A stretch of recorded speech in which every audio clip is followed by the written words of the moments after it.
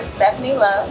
She's with the Shelby County School Board in Memphis. And we're here to talk about institutional racism. How are you experiencing this in your school district? Well, first of all, thank you for inviting me on to have a conversation with you. So, I view institutionalized racism also as systemic racism, and one way that we're viewing it, but also addressing it, is our school system has conducted an equity audit, and in that equity audit, there were things called out that we most definitely knew that were impacting some of our students and preventing them from receiving the education that they so desperately deserve. So we've finished that equity audit, and now we're in the position of putting things in place to ensure that we are treating all of our children the way they need to be treated, and also providing the much needed resources that all of our children need.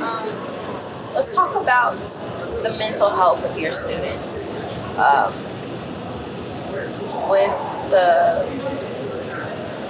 With the climate that we have going on here, whereas Black and brown kids are automatically set up sometimes, a lot of times in school districts, as not very intelligent or not successful in their future. How is that taking a toll on your students' mental health?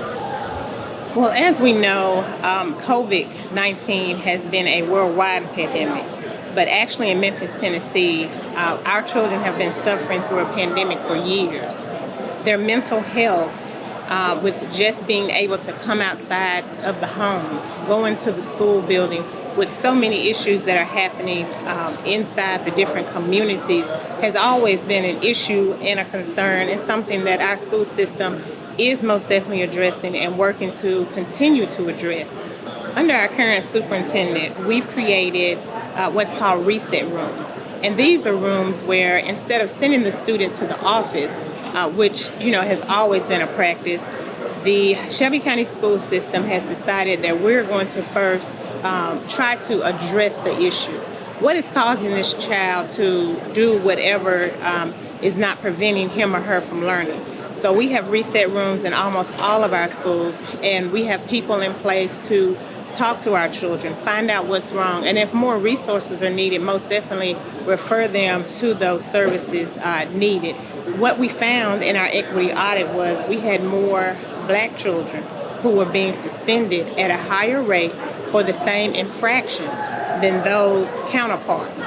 So what we've decided to do is to make sure that we are most definitely focusing on keeping our children in school, but also addressing those challenges that our children have.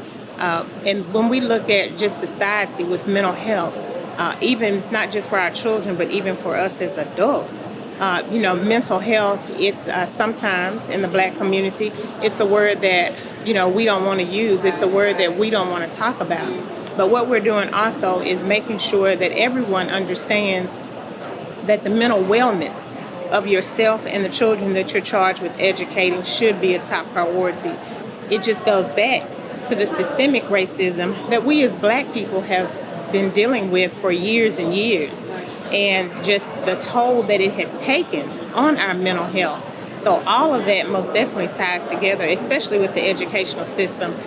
We are most definitely charging our educators to ensure that they are putting our children in a place to where they feel comfortable, that they know who they are, and that they're not going to be treated or judged because of the color of their skin or because of the zip code that they come from. So is this how your interest sparked for getting involved with the school board for this specific purpose?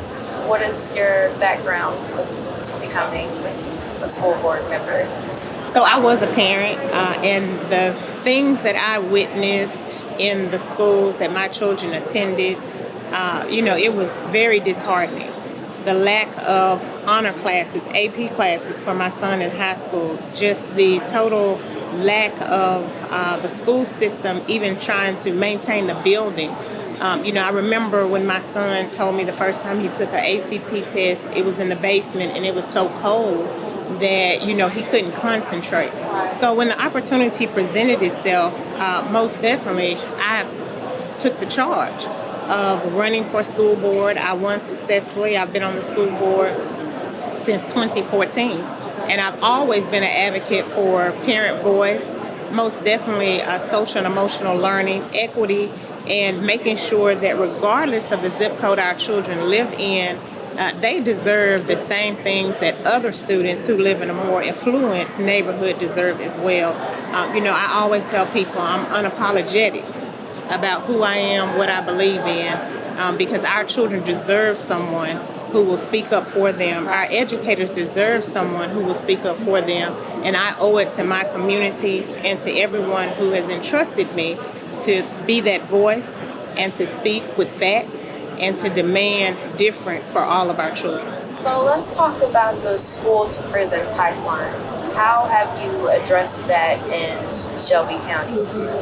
So with the school to prison pipeline, what we know to be true is if our students are suspended year after year, by the time they reach the 9th grade, that interest in education is probably no longer there. And we also know that if our children are not educated, if our children are not in school, they're going to find something to do.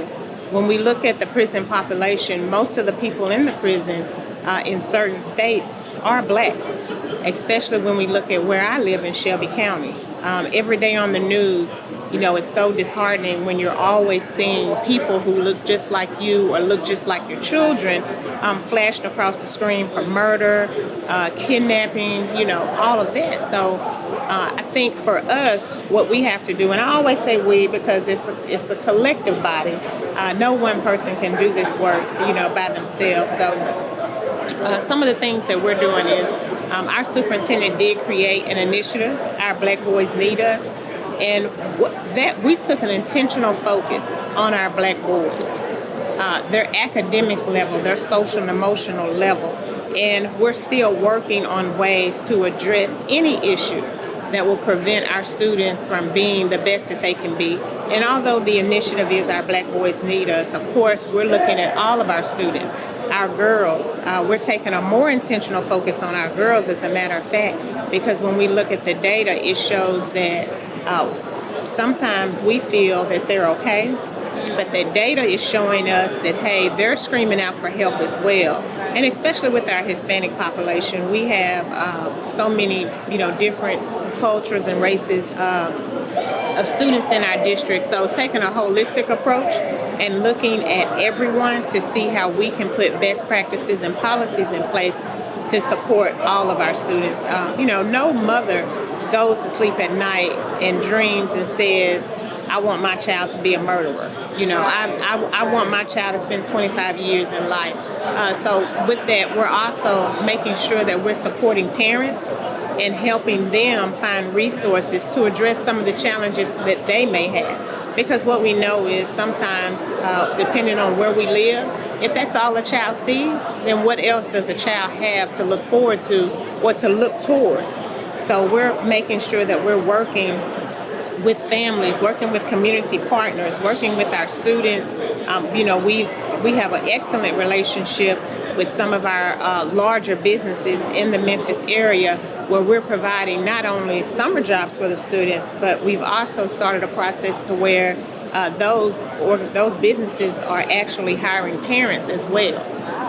So there's so much that needs to be done, but I am happy to say that we are doing so much more than other districts.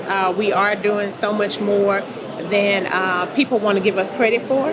But, I always have to pat myself and my school board members and our superintendent for being so innovative and making sure that we're not hiding from the issues, but making sure we're addressing those issues and putting things in place to ensure that the same thing doesn't continue to happen. Amazing work. Amazing work. Thank you for sharing with us today. Can you tell the folks, Ms. Stephanie, how they can get in contact with you if they want to get more of your story about? Yeah, so most definitely, you can always reach out to me at LOVES, the number 1 at sk12.org, or feel free to call our office 901-416-5447, and you can push the number for the board office. All right, thank you again. Thank you. I'm Alexis Flowers with issuesineducation.net. Thank you for joining us.